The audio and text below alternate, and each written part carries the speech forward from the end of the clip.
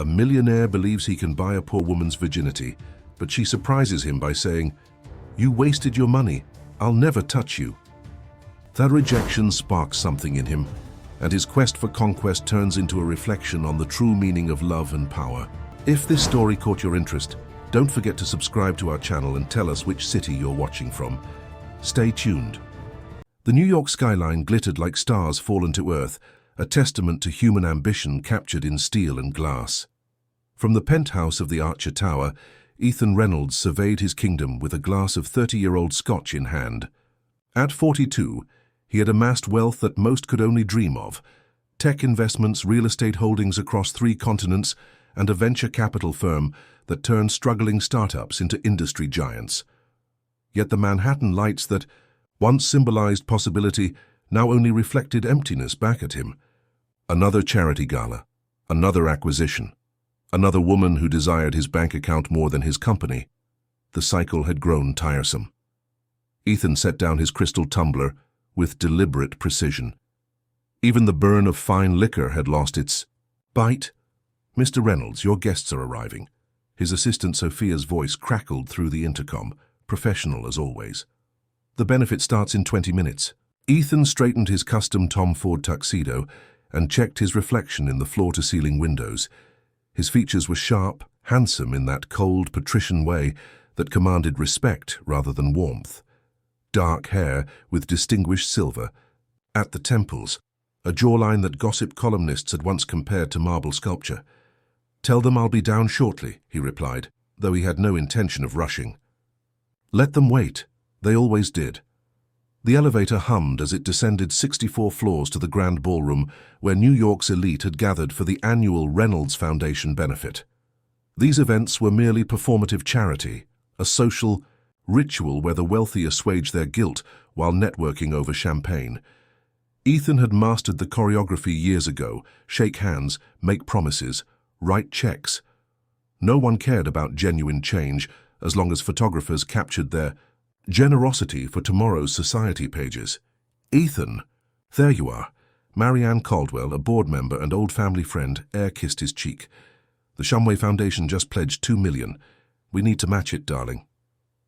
"Then we'll double it," Ethan replied automatically. Money had long ceased to have meaning beyond keeping score. He moved through the crowd with practiced ease, accepting congratulations for philanthropic efforts he barely remembered approving. His presence was commanding, his smile calculated. Everyone wanted something from him: investment opportunities, endorsements, connections. No one saw past the Reynolds name and fortune to the man himself. Not that there was much left to see. "Mr. Reynolds, might I have a word?" A grey-haired man in a conservative suit approached. "Marcus Westfield. I manage operations for Lincoln Heights Community Center in the Bronx." Ethan vaguely recalled approving a small grant for the center. "Of course, Mr. Westfield. I trust our contribution was helpful." "Transformative," Westfield nodded earnestly. "I wanted to personally invite you to visit us, see firsthand what your support has accomplished." "My schedule is quite full, but I'll have my office arrange something," Ethan replied, the practiced deflection rolling off his tongue. "Perfect. And perhaps you'd be interested in meeting some of our program directors. Lily Carter runs our educational initiatives. Brilliant young woman. She's done remarkable work despite limited resources." "Team? Sure she has." Ethan's interest remained tepid until Westfield added something that caught his attention. "She's rather extraordinary. Declined positions at prestigious universities to serve her community, completely devoted to her principles. In today's world, that level of integrity is rare, especially among the younger generation." Something in Westfield's description pierced through Ethan's practiced indifference. In a world where everything and everyone had a price, the notion of unwavering principles seemed almost mythical. His empire had been built on the understanding that everyone eventually compromised for the right price, the right opportunity, the right pressure. "Tell me more about Ms. Carter," Ethan requested, surprising both Westfield and himself with his sudden interest. "She grew up in Lincoln Heights. Scholarship to Columbia, could have written her own ticket anywhere. Instead, she came back to help the community that raised her, refuses corporate partnerships that don't align with her values, even when desperately needed." Some call it stubborn. I call it remarkable strength of character. Ethan's mind began calculating, as it always did when presented with a challenge. A woman of uncompromising principles. What would it take to bend them? Everyone had their price. He'd built his fortune on that certainty. The thought of finding the breaking point of someone so seemingly incorruptible sparked something in him that he hadn't felt in years. Genuine curiosity. I think I will visit your center, Mr. Westfield. Perhaps next week. The older man beamed. Wonderful, I'll make all the arrangements. After Westfield departed, Ethan found himself distracted for the remainder of the evening. The familiar emptiness had been temporarily displaced by something resembling purpose, not philanthropic purpose, but something more primal. The hunt, the challenge of conquest. 3 days later, his private car pulled up to Lincoln Heights Community Center, a modest brick building nestled among run-down apartment complexes. Ethan's driver opened his door, and the contrast between his tailored Brioni suit and the graffiti-tagged surroundings couldn't have been more stark. Inside, the center hummed with activity despite the aging facilities. Children worked on computers in one room while teenagers gathered in another for what appeared to be a coding class. The walls displayed artwork and inspirational quotes. Despite the limited resources, there was an undeniable energy to the place. Mr. Reynolds, welcome. Westfield hurried forward to greet him. We're honored you could make it. Let me show you around. As they toured the facility, Ethan's attention remained only half engaged until they reached the education wing. Through a doorway, he spotted a young woman passionately explaining mathematical concepts to a group of attentive teenagers. She moved with purpose and spoke with conviction, her dark hair pulled back in a simple ponytail, wearing jeans and a simple blouse rather than the designer clothes that filled his usual social circle. That's Lily Carter, Westfield said, following his gaze. Would you like to meet her? Ethan nodded, suddenly finding himself drawn forward. As they entered, Lily glanced up, her expression shifting from surprise to wary recognition as she took in his expensive suit and the Reynolds name badge on his lapel. Class, please welcome Mr. Reynolds, whose foundation has supported many of our programs, Westfield announced. Thank you for coming, Lily said, her voice containing neither awe nor disdain, just simple acknowledgement. She extended her hand, and Ethan found himself momentarily thrown by the firmness of her handshake and the direct gaze of her hazel eyes. The students were just finishing their projects. Perhaps you'd like to see what your funding has helped accomplish? As the teenagers eagerly presented their work, Ethan observed Lily. She wasn't conventionally beautiful by the standards of his usual companions, models and socialites with practiced charm, but there was something magnetic about her authenticity. No artifice, no calculation, just pure purpose and conviction. When the students finished, she thanked them with genuine pride before turning back to Ethan. Impressive work, he commented. You've clearly made an impact here. They did the work, she corrected gently. I just created the opportunity. Would you have time to discuss the program further? Ethan asked, surprising even himself with his interest. Perhaps over dinner. A flash of wariness crossed her features. I appreciate the offer, Mr. Reynolds, but I prefer to keep professional relationships professional. I'd be happy to discuss our programs here at the center any time. Her polite but firm rejection was so unexpected that Ethan momentarily faltered. He couldn't recall the last time anyone had declined his invitation. Of course, he recovered smoothly. Perhaps a tour of the remaining facilities then. As they continued, through the center, Ethan found his attention fixed not on the programs or facilities but on Lily Carter. Her passion when speaking about her students, her clear-eyed vision for the community's future, her complete lack of interest in impressing him, all of it was refreshingly foreign in his world of transactional relationships. By the time he returned to his car, a plan was already forming in his mind. Here was something he couldn't simply buy, a challenge worthy of his attention. In Lily Carter, he saw not just principles to be tested, but a purity of purpose he had long forgotten existed. What would it take to possess that? To own the loyalty and virtue of someone who seemed incorruptible? The emptiness that had haunted him for years momentarily receded as a new obsession took hold. As his driver pulled away from Lincoln Heights, Ethan made a call. I need everything you can find on Lily Carter of the Lincoln Heights Community Center.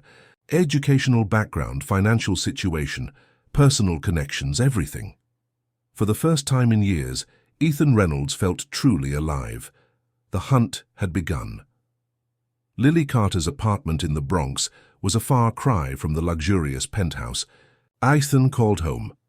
The one-bedroom walk-up on the fourth floor of a pre-war building had peeling paint and temperamental plumbing, but the space was undeniably hers, filled with overflowing bookshelves, plants thriving on every windowsill, and walls adorned with children's artwork from her students.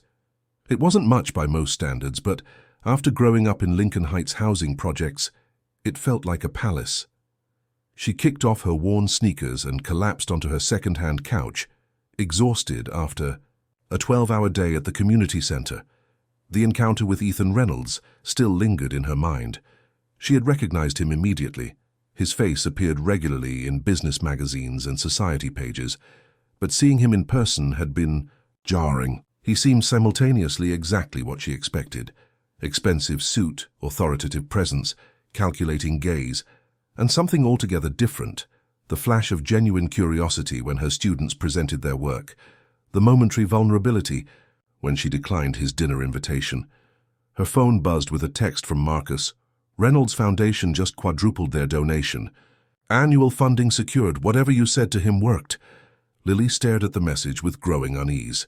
Wealthy benefactors rarely increase donations without expecting something in return. The question was, what did Ethan Reynolds want? She wouldn't have long to wonder.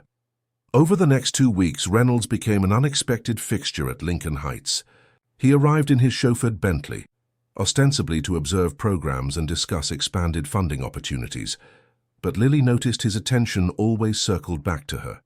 Questions about her background, her decision to return to the Bronx, after Columbia, her vision for educational equity. You could be making 6 figures at any prep school in Manhattan, he remarked during his 3rd visit as they walked through the center's small garden where students grew vegetables for the neighborhood. Why stay here where resources are so limited? Because this is where I'm needed, Lily replied simply. Success shouldn't be measured by salary, but by impact. A smile played at the corner of his mouth. Noble sentiments, but surely you have personal ambitions beyond this place. My ambitions are tied to this community. I was that kid. She gestured toward a group of students working on a science project. Someone invested in me. I'm paying it forward. Ethan studied her with that penetrating gaze that made her feel like she was being assessed, valued, catalogued.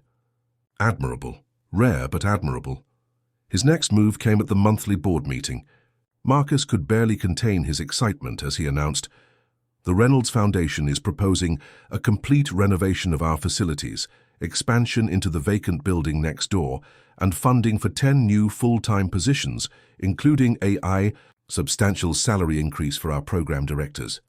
The room erupted in cheers, but Lily's stomach knotted. Her suspicions were confirmed when Marcus added, "Mr. Reynolds has one condition. He wants Lily to oversee the expansion project, working directly with him." All eyes turned to her, expressions hopeful and expectant. How could she object to something that would benefit so many? Yet the strings attached were impossible to ignore. "I'd need to review the proposal details," she said carefully. "Of course," Marcus beamed, oblivious to her reservations. "Ethan, Mr. Reynolds, said you'd want to be thorough. He's invited you to his office tomorrow to discuss the specifics." The Reynolds Tower lobby felt like another world, all polished marble, soft lighting, and hushed voices. The security guard checked her ID with barely concealed surprise before directing her to a private elevator that would take her directly to the executive floor. Ethan greeted her with practiced charm, leading her through a suite of offices where people spoke in reverent whispers about market fluctuations and billion-dollar deals. "I thought we'd be more comfortable in my private office," he explained, ushering her through a heavy oak door into a space that was part executive suite, part museum, with priceless artwork adorning the walls and a view of Central Park that probably cost more than the entire Lincoln Heights Community Center. "This proposal represents a significant opportunity," Ethan began, sliding an elegant leather portfolio across his desk. "We'll not only renovate your current facilities, but expand programming to serve 3 times as many students." Lily reviewed the documents with growing amazement. The plans were comprehensive, addressing needs the center had discussed for years, but never had funding to pursue. Educational technology, mental health services, career development programs. It was everything they had dreamed of providing. "Why?" she finally asked, looking up from the papers. "Why this level of investment in Lincoln Heights specifically?" Ethan's smile was practiced, but his eyes held something more calculating. "Let's just say I see untapped potential." "In the center, or in me?" Lily challenged, surprising herself with her directness. His smile widened.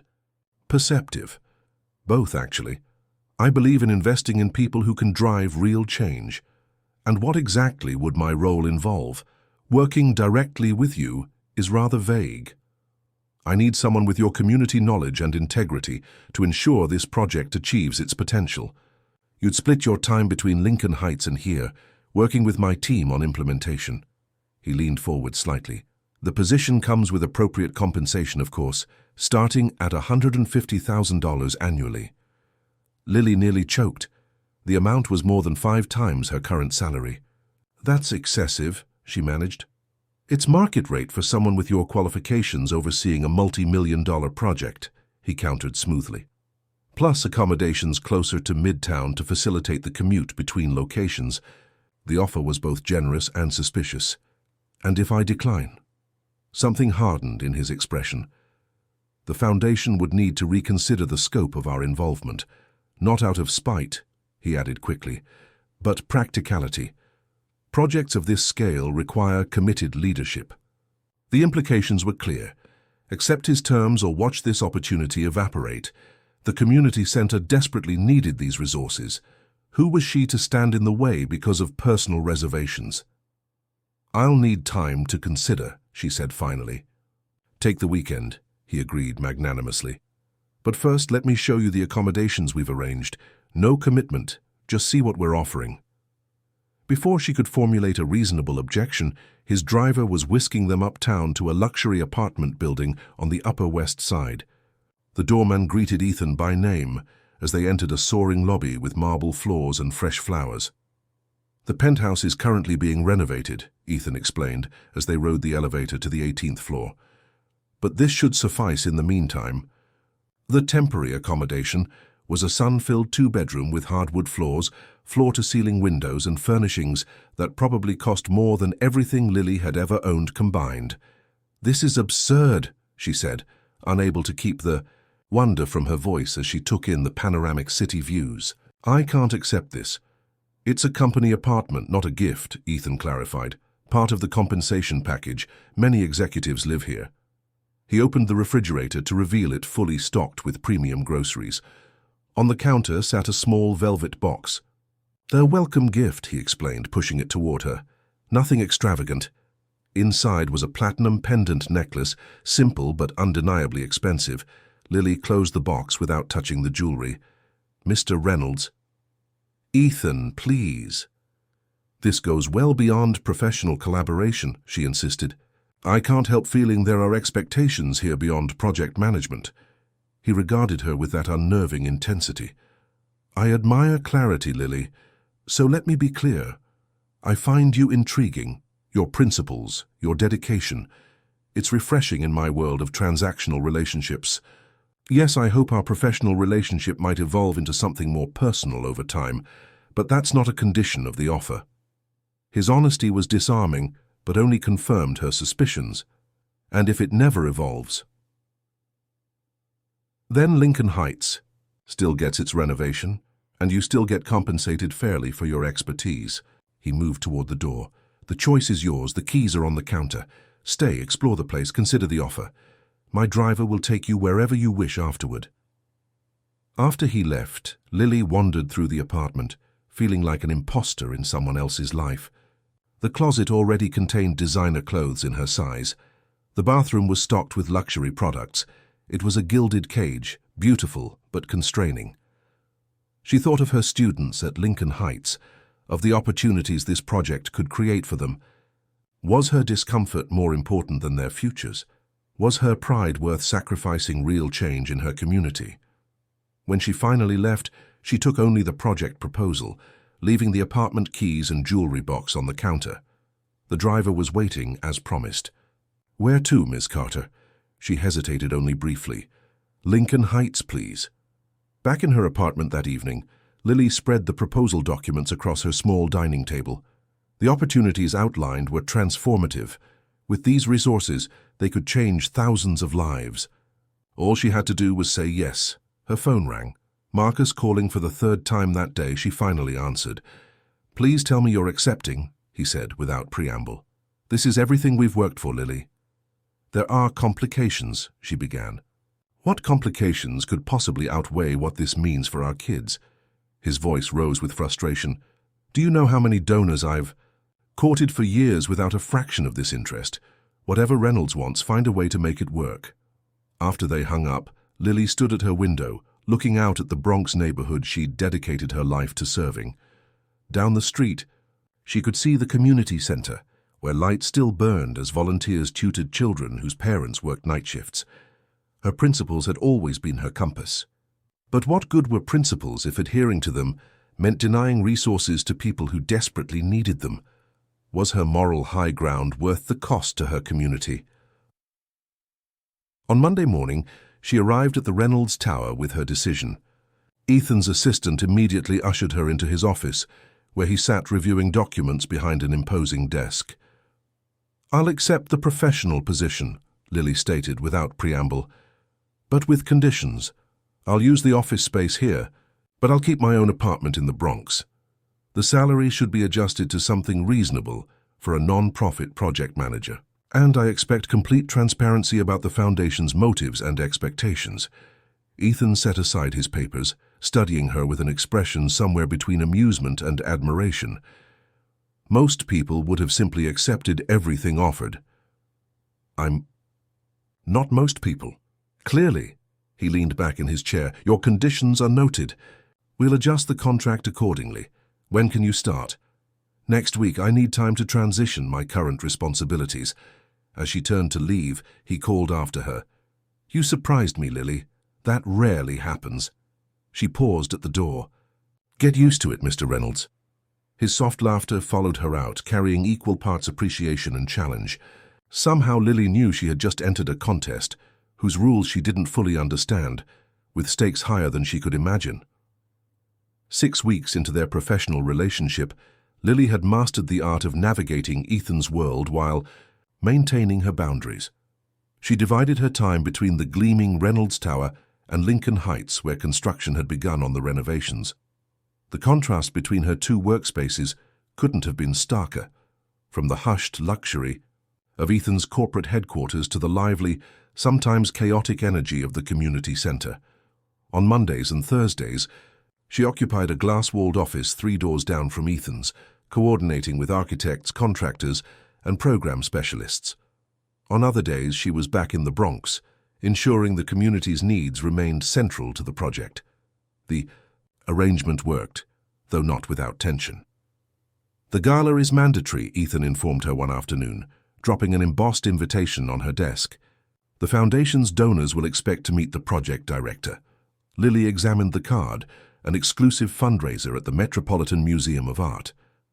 "This is tomorrow night." "Yes, short notice, I apologize." His tone suggested he was anything but sorry. "A car will collect you at 7. I have community meetings scheduled. Reschedule them." His voice was pleasant but firm. "This is part of the job, Lily. These donors fund your programs." She bit back her frustration. "Fine, but I don't have anything appropriate to wear to." She glanced at the invitation again. A black-tie gala at the Met. A smile played at the corner of his mouth. "I took the liberty of arranging something. It will be delivered to your apartment this afternoon." Before she could protest, he was gone, leaving her seething at his presumption. True to his word, 3 garment bags arrived at her door that evening, along with boxes of shoes and a velvet case containing diamond earrings on loan from a renowned jeweler. The gowns were exquisite, and clearly chosen with intimate knowledge of her measurements. The intrusion made her skin crawl, even as she reluctantly admitted the midnight blue dress fit her perfectly. At precisely 7 the next evening, Ethan's car arrived. To her surprise, he stepped out himself, rather than sending his driver to her door. "You look stunning," he said simply when she emerged in the blue gown, her hair swept up in an elegant twist. "You look surprised," she countered, noting his momentarily widened eyes. "Did you think I couldn't clean up properly?"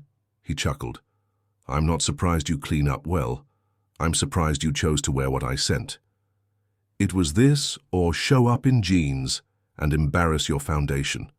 She entered the car without waiting for his assistance. Don't read too much into it. The Metropolitan Museum's grand entrance was illuminated for the occasion, with New York's elite ascending the steps in designer finery. Photographers called out to Ethan as they arrived, and he guided Lily past them with a practiced hand at the small of her back. Inside, the Temple of Dendur provided a dramatic backdrop for the event.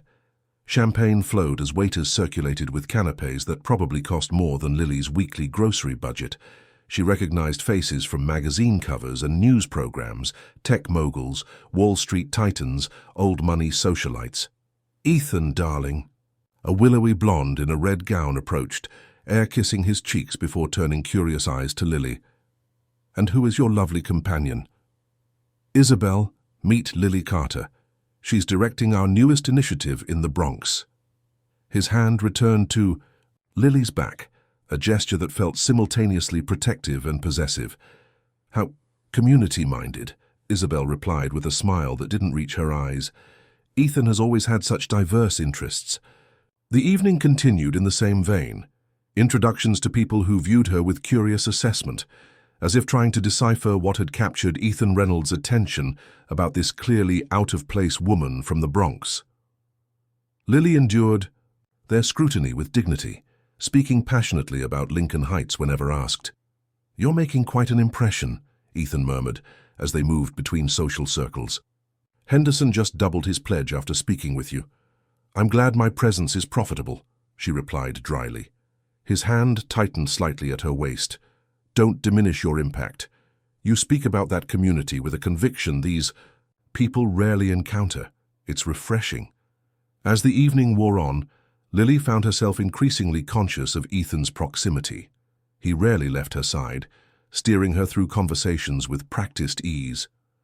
Occasionally their eyes would meet, and something electric passed between them, a tension that had nothing to do with their professional roles. "Dance with me," he said, as the orchestra began a waltz, not waiting for her answer before leading her to the dance floor. "Is this part of my job description too?" she asked as his hand settled at her waist. "Consider it relationship building with your primary donor." His eyes held hers as they moved in perfect synchronization to the music. "I've been meaning to ask," Lily said, working to keep her voice steady despite his distracting nearness. "Why me, Ethan? There are dozens of community centers in New York, hundreds of dedicated directors. Why fixate on Lincoln Heights? On me?" He considered her question for a moment. "Do you know how rarely I encounter someone who isn't immediately impressed by my wealth? Who doesn't immediately calculate what they can gain from me? So I'm a novelty? A charity caseworker who doesn't fawn over the great Ethan Reynolds?" "You're authentic," he corrected. "In a world of performative virtue and strategic relationships, you're genuinely committed to your principles. It's intriguing. Intriguing enough to spend millions on a community center renovation. I've spent more on less worthy endeavors." His thumb traced a small circle against the silk at her back. "Besides, I always get a return on my investments." The implication hung between them, and Lily stiffened in his arms. "I've made my boundaries clear. If you think funding Lincoln Heights will change that—" "You misunderstand me," he interrupted. Smoothly, "My investment is in the community's future and in challenging my own assumptions about what can and cannot be bought. The return I seek is more complex than you imagine." Before she could respond, the music ended, and they were approached by an elderly couple Ethan introduced as significant donors to the arts. The moment passed, but the conversation lingered in Lily's mind throughout the remainder of the evening. Later that night, as Ethan's car delivered her back to her apartment in the Bronx, she declined his offer to escort her to her door. "I've survived this neighborhood for 28 years without a bodyguard," she reminded him. "Keep the dress," he said as she stepped out of the car. "It was made for you." She paused. "I don't want your gifts, Ethan. Not even when they look as spectacular on you as that dress." His eyes held appreciation that was difficult to misinterpret. "Especially then." She closed the car door firmly behind her. The following weeks established a pattern. Ethan continued finding reasons for Lily to attend high-profile events, donor meetings, charity functions, foundation galas. Each time, new dresses would arrive at her door, which she would steadfastly return afterward. Each evening would end with the same tension-filled car ride home, where their verbal sparring carried unspoken currents beneath the surface. At the Lincoln Heights construction site, progress moved forward at remarkable speed. Walls came down, new spaces took shape, and state-of-the-art equipment was installed. Community enthusiasm grew, with local news outlets covering the transformation. Through it all, Lily remained vigilant against any attempt to commercialize the project or stray from its educational mission.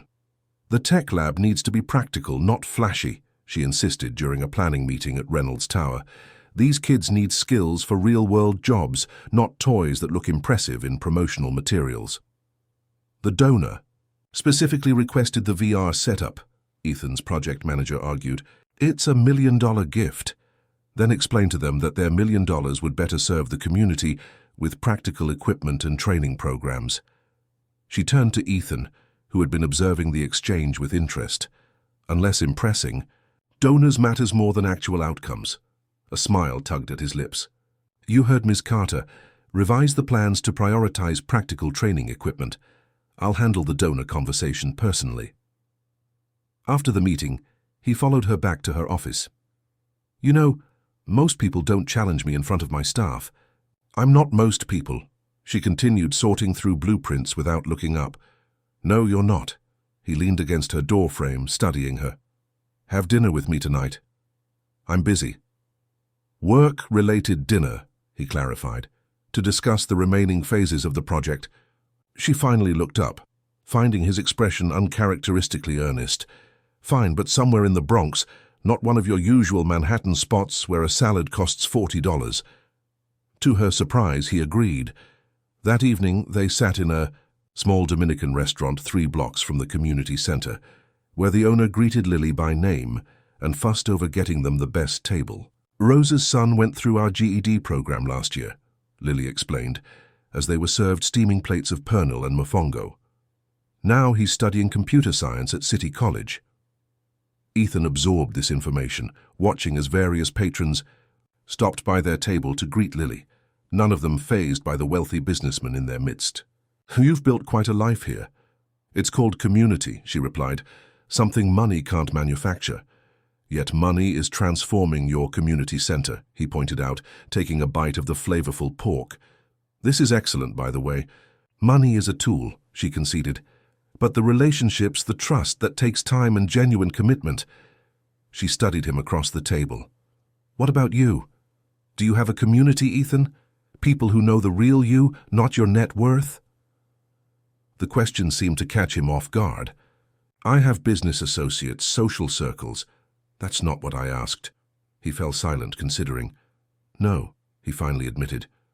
"Not in the way you mean." "Isn't that lonely?"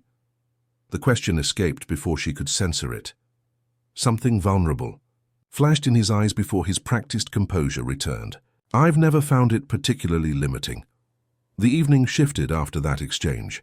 They discussed the project, but their conversation wandered to more personal territory. Her childhood in the Bronx housing projects, his isolated upbringing as the heir to a business empire. For the first time, Lily glimpsed the man behind the power and wealth, and what she saw confused her carefully maintained hostility toward him. Walking back to her apartment, the night air cool against their skin, an unexpected comfort settled between them.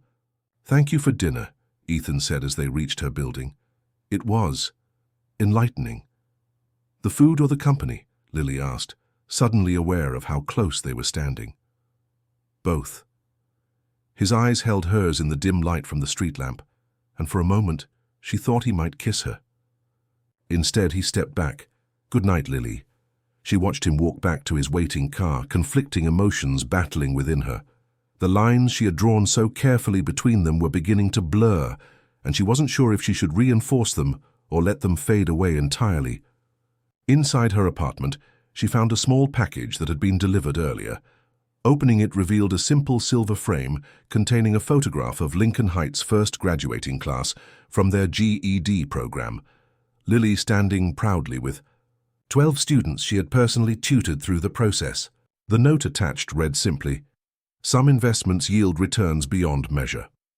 Lily traced her fingers over the faces in the photograph, remembering each student's journey. For the first time since meeting Ethan Reynolds, she allowed herself to consider that perhaps his interest in her and in Lincoln Heights wasn't merely about conquest or possession.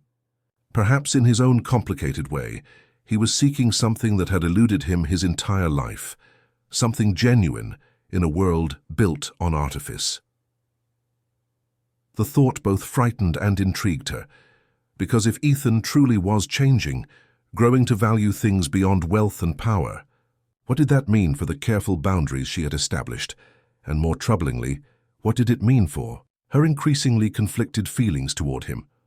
The Lincoln Heights Community Center reopening gala was scheduled for a crisp October evening, exactly 4 months after construction had begun. What had once been a dilapidated building with peeling, paint and outdated facilities had been transformed into a state-of-the-art educational space that rivaled any private academy in Manhattan. Computer labs, art studios, science facilities, a renovated gymnasium and a rooftop garden where students could grow vegetables for the community. Ethan had spared no expense. As Lily supervised the final preparations, arranging chairs and checking audiovisual equipment for the ceremony, she couldn't help feeling a mixture of pride and disbelief. The center's metamorphosis mirrored the subtle changes she'd observed in Ethan over these past months. The cold, calculating businessman still surfaced in board meetings and donor negotiations, but she'd also glimpsed a different man emerging, one who actually listened during community forums, who had started learning students' names, who occasionally revealed vulnerabilities in their increasingly frequent late-night conversations. "Nervous?" Ethan's voice startled her from her thoughts.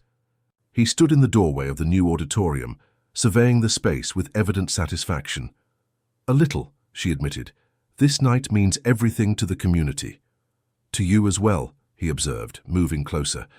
"You've put your heart into every detail." "We all have," she corrected, though she couldn't help the small smile that formed at his recognition of her efforts. Something had shifted between them in recent weeks. Their professional relationship had developed a personal dimension neither had anticipated. Late work sessions often evolved into dinner and conversations that stretched into the night. He'd begun asking about her students with genuine interest, and she'd found herself curious about his world beyond the calculated public persona. "The mayor just arrived," Ethan said, checking his watch. "Are you ready to greet the guests?" Lily nodded, smoothing down the simple but elegant navy dress she'd chosen for the occasion. Unlike the designer gowns Ethan had sent in the past, she'd purchased this one herself, stretching her budget but maintaining her independence. "You look beautiful," he said softly, his eyes warming as they took in her appearance. "Thank you." The compliment no longer carried the predatory undertone she'd once perceived. Instead, it felt genuine, almost reverent. The lobby quickly filled with an eclectic mix of attendees, neighborhood residents in their Sunday best, corporate donors in designer suits, local politicians, students, and their families. Lily moved through the crowd, introducing community members to potential employers and mentors, ensuring that this wasn't merely a celebration, but an opportunity for real connections. Marcus Westfield approached, beaming with pride. "I hardly recognize the place," he marveled.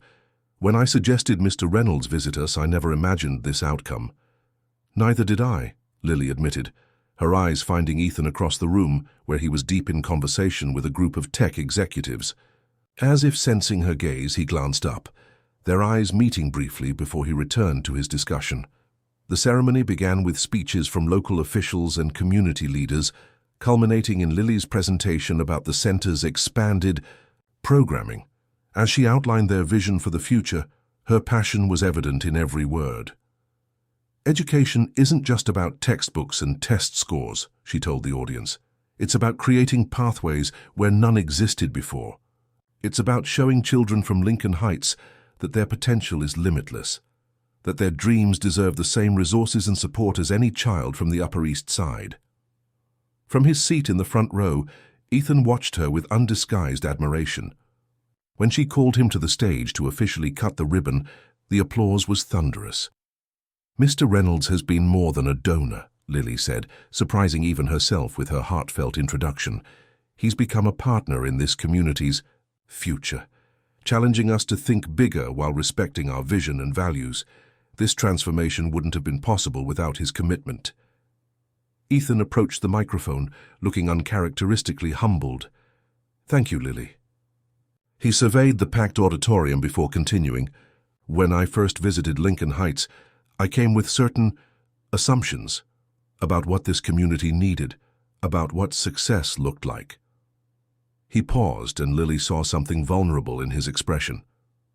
"What I found here changed those assumptions. I discovered a community with extraordinary resilience and vision, led by people of remarkable integrity." His eyes found Lily's. "I've learned more from this project than I could have, possibly contributed to it.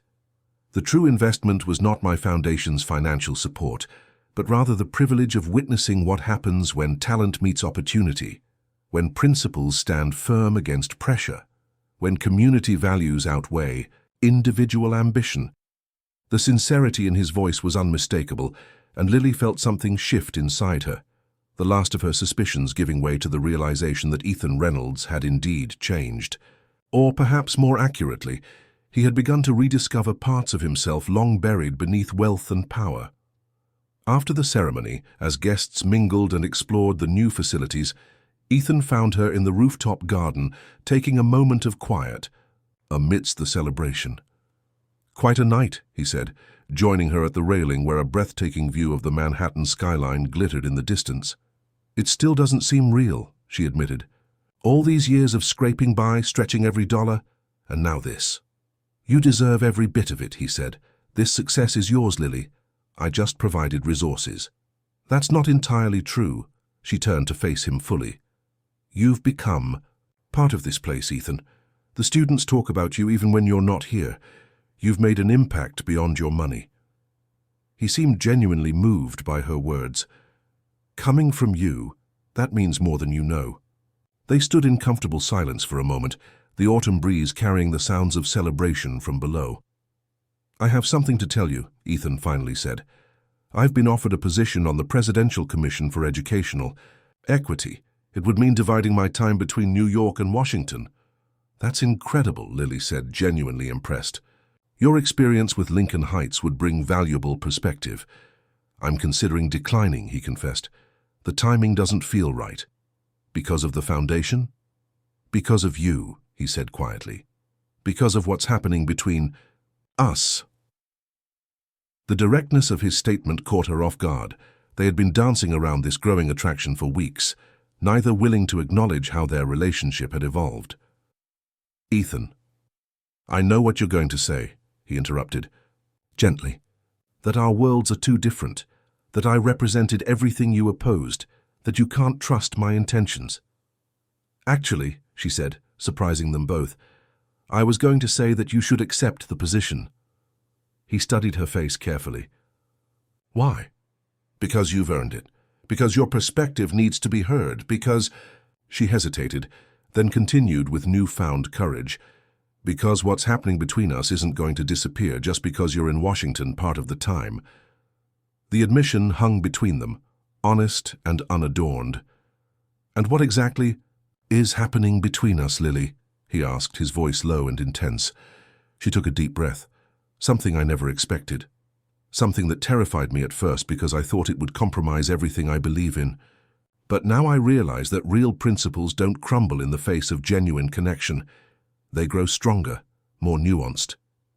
He moved closer, his hand finding hers on the railing. "When we met, I saw you as a challenge, something pure I wanted to possess.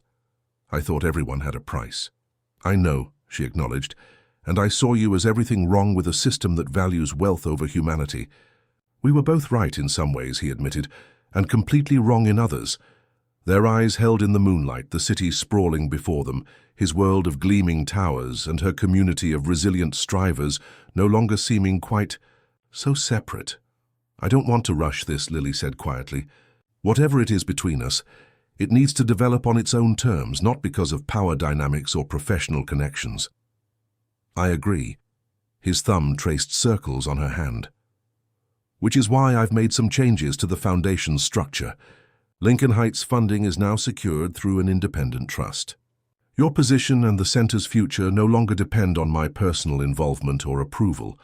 She looked at him with surprise. "You didn't have to do that." "Yes, I did," he insisted. "I needed to remove any question of leverage or obligation. What happens between us now will be because we choose it, not because of financial considerations or professional dependencies." The thoughtfulness of this gesture, this relinquishing of control from a man whose entire life had been built around power, moved Lily deeply. "Thank you," she said simply. Below them, the celebration continued, but in this quiet moment on the rooftop, something new was taking shape, a connection based not on what either could gain from the other, but on mutual respect and genuine understanding. The next morning, Lily arrived at the center early, still processing the previous night's events. The building was quiet, the evidence of celebration cleared away, leaving only the pristine new facilities ready for their first full day of operation.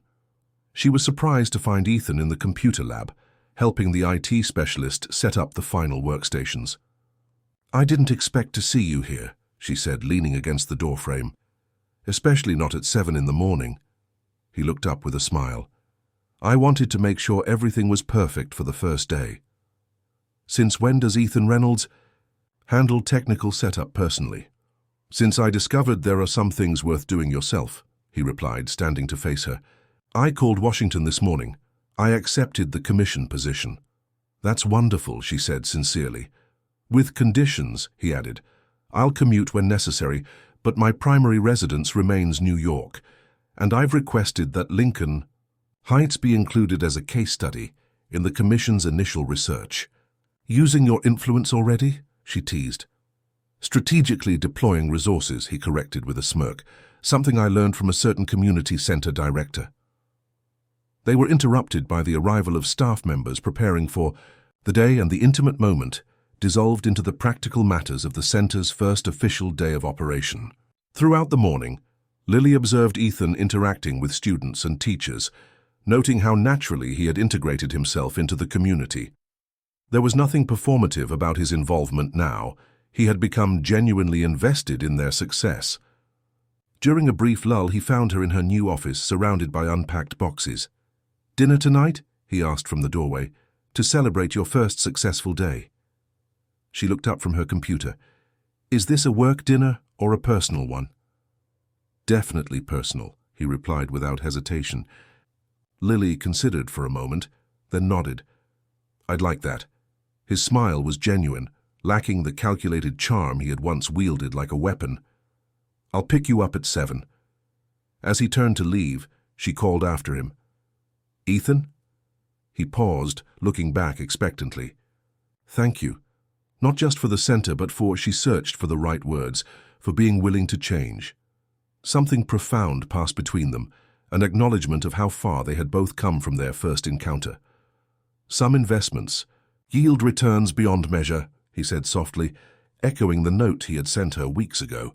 As he walked away, Lily realized that what had begun as a power struggle between them had evolved into something neither had anticipated, a partnership of equals, where the currency was not wealth or influence, but mutual respect and genuine affection. The transformation of Lincoln Heights Community Center was remarkable, but the transformation of Ethan Reynolds, from a man who believed everything and everyone had a price to someone who recognized the true value of connection and purpose, was perhaps the greatest achievement of all. And her own transformation was equally significant, from seeing him as the embodiment of everything she opposed to recognizing the complex, evolving human beneath the wealth and power. She had held firm to her principles without closing herself, off to the possibility that people, even those from worlds dramatically different from her own, could change, could grow, could find common ground in unexpected places.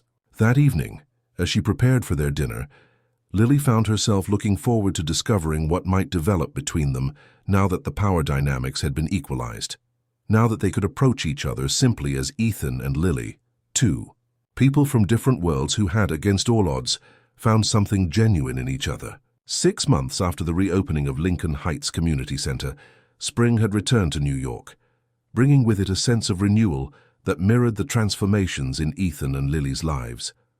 The center flourished, quickly becoming a model for similar programs across the city. Enrollment had tripled, with waiting lists for many programs. Most importantly, students were thriving, test scores rising, college acceptance letters arriving, internships secured at companies that had once seemed completely inaccessible. Ethan's work with the Presidential Commission took him to Washington weekly, but he remained deeply connected to Lincoln Heights.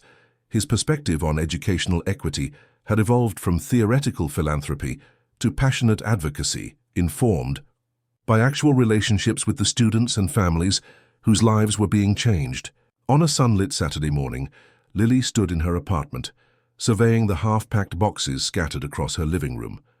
After 5 years in this small Bronx walk-up, she was finally moving, not to the luxury apartment Ethan had once offered as a gilded cage, but to a brownstone in Brooklyn she had chosen herself, with a garden where she could grow herbs and a spare bedroom she planned to convert into a home office. The doorbell rang, and she opened it to find Ethan holding coffee and a bag from her favorite bakery. Reinforcements for moving day, he announced, stepping inside. Their relationship had developed slowly, deliberately over these months. Dinner dates that turned into long conversations, weekend outings to museums and parks, quiet evenings discussing books and ideas. The cautious progression had allowed trust to build, creating a foundation stronger than either had expected. "You're early," Lily noted, accepting the coffee gratefully. "The moving truck isn't scheduled until noon." "I wanted some time with you before the chaos begins," he admitted, surveying the apartment with its box-strewn surfaces. "Saying goodbye to this place must be bittersweet." "It was my first real home after college," she acknowledged, "but it's time for something new." Ethan moved to the window, looking out at the neighborhood she had served for so many years. "Are you having second thoughts about the Brooklyn move? Being further from Lincoln Heights?" She joined him, their shoulders touching lightly. "Not second thoughts, just awareness of transitions. The center is in good hands with the new leadership team, and I'll still be involved, just in a different capacity." Lily had recently accepted a position as Educational Equity Director for New York City's Department of Education, a role that would allow her to implement Lincoln Heights' successful models across the city's underserved communities. The position had come through her own merits and accomplishments, with no influence from Ethan, a fact important to both of them. "I'm proud of you," he said simply. "The city is lucky to have you." "I could say the same about your commission." "Work," she replied. "The equity recommendation report was revolutionary, especially the funding restructuring proposals." He smiled, a touch of his old confidence showing through. "Having a brilliant community educator review my drafts certainly helped." Their professional lives had become intertwined in productive ways, each challenging and supporting the other's work without compromising their individual paths.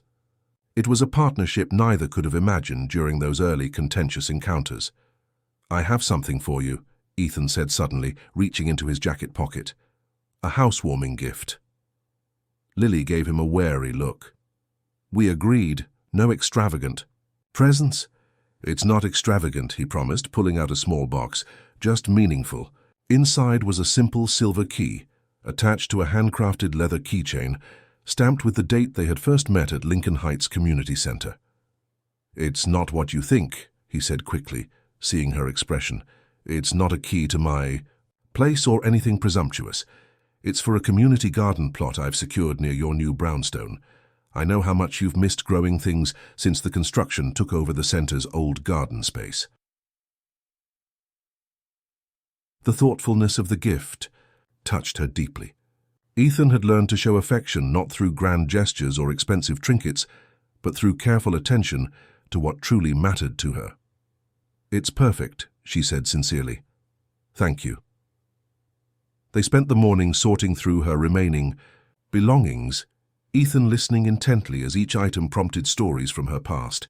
Her grandfather's worn Bible, photographs from her college graduation, artwork created by her first students at Lincoln Heights. The billion-dollar business magnate sat cross-legged on her floor, handling each memory with reverence, understanding their value in ways his former self never could have. After the moving truck had been loaded and her apartment keys returned to the superintendent, they walked together through the neighborhood. Residents greeted Lily with warm familiarity. The bodega owner who had extended credit during her leanest times, former students now in college, elderly neighbors she had helped with groceries during winter storms. Miss Carter, a teenage girl, rushed across the street to embrace her. "I got accepted to NYU with a full scholarship. Just found out yesterday." "Jasmine, that's incredible." Lily hugged her tightly. "Your essay must have blown them away." "You helped me with every draft," Jasmine reminded her, before noticing Ethan standing nearby. "Oh, hello, Mr. Reynolds." Her greeting carried none of the awe or intimidation that once would have accompanied recognition of the famous billionaire. To these kids, he had simply become Mr. Reynolds who helps at the center. After Jasmine continued on her way, Ethan observed quietly, "This is what real wealth looks like." Lily glanced at him questioningly. Connection, purpose, being part of something that matters. He gestured toward the street where life unfolded in all its complexity, families sharing meals on front stoops, children playing basketball at the corner court, elders watching over the community from their perches on folding chairs. "I had everything money could buy and nothing that truly mattered." "And now?" she asked. He looked at her, his expression open and unguarded. "Now, I'm the richest I've ever been." The simple honesty of his statement, so different from the calculated charm he had once wielded, moved her deeply. They reached Lincoln Heights Community Center, where Saturday programs were in full swing. Though no longer its director, Lily was warmly welcomed as they entered. Ethan had become a familiar presence as well, stopping to check a student's coding project, inquiring about another's college applications. In the executive office that had once been Lily's, Marcus Westfield was meeting with community partners. "Perfect timing," he exclaimed upon seeing them. "We just received confirmation of the summer internship program funding, 20 corporate partners, 50 student placements." "That's double last year's numbers," Lily noted with approval. "Credit where it's due," Marcus replied, nodding toward Ethan. "Your connections made this possible." "I just made introductions," Ethan demurred. "These companies are recognizing talent, not doing me favors." His humility was genuine, another transformation Lily had witnessed over these months. The man, who once commanded rooms with his wealth and power, had learned the deeper satisfaction of enabling others' success. After touring the center one last time, they headed to Brooklyn to meet the truck at Lily's new home. As they crossed the bridge, the Manhattan skyline spread before them, Ethan's world of gleaming towers no longer feeling quite so separate from the communities Lily served. "I've been thinking about something," Ethan said as they walked up the steps to her new brownstone. "The commission work has shown me how many Lincoln Heights equivalents exist across the country, communities with tremendous potential but limited resources." "What are you considering?"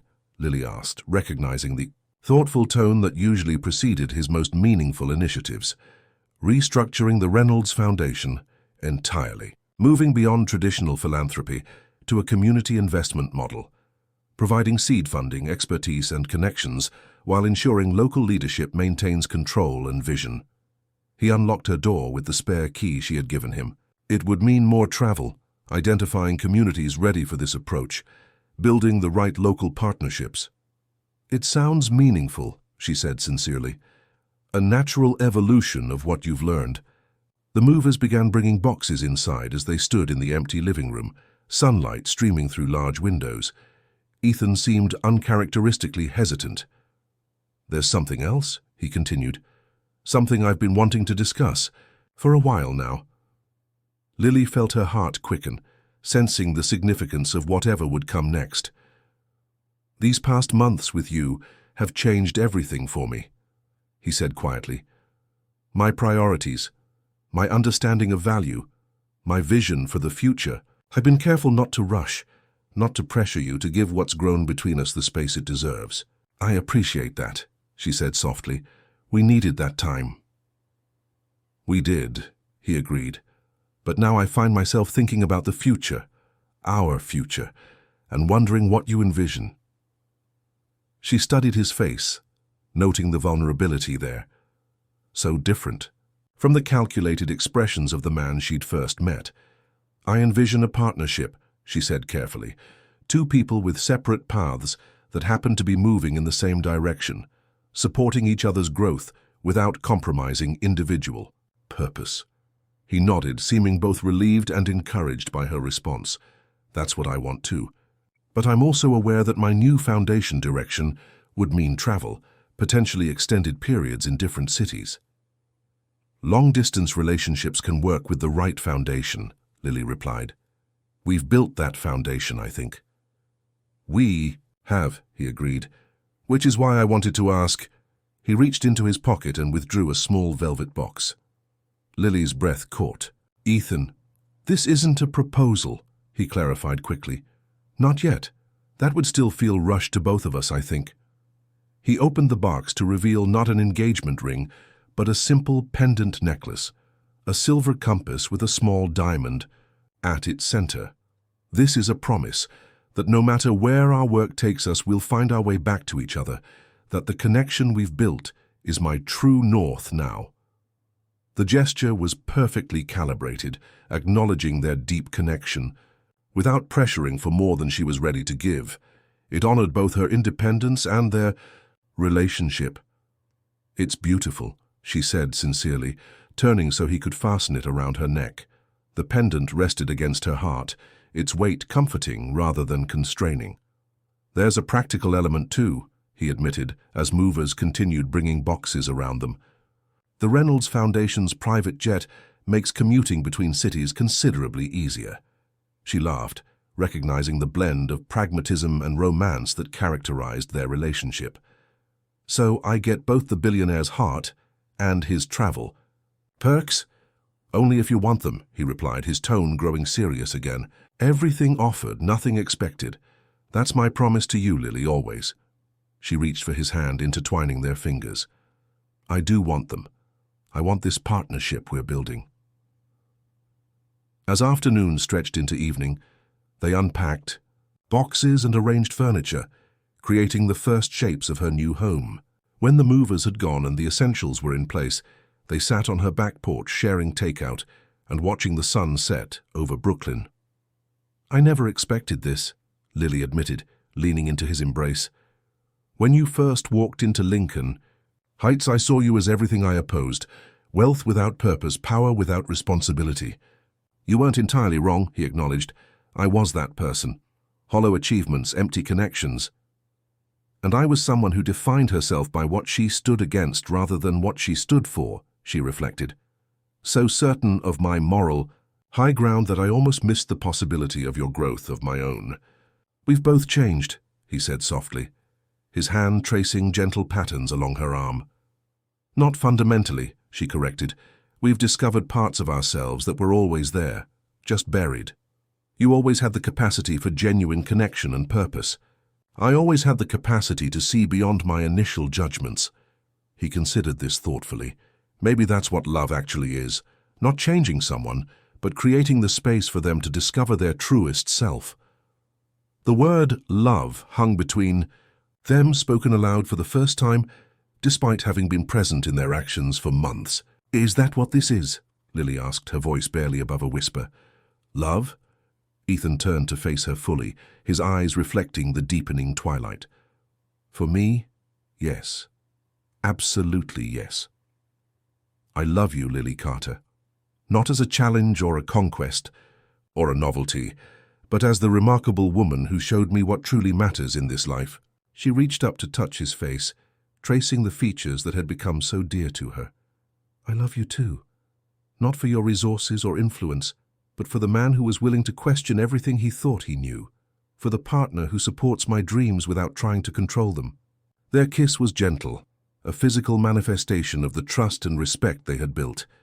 When they parted, the city lights were beginning to sparkle around them, a constellation of human lives and stories unfolding in all directions.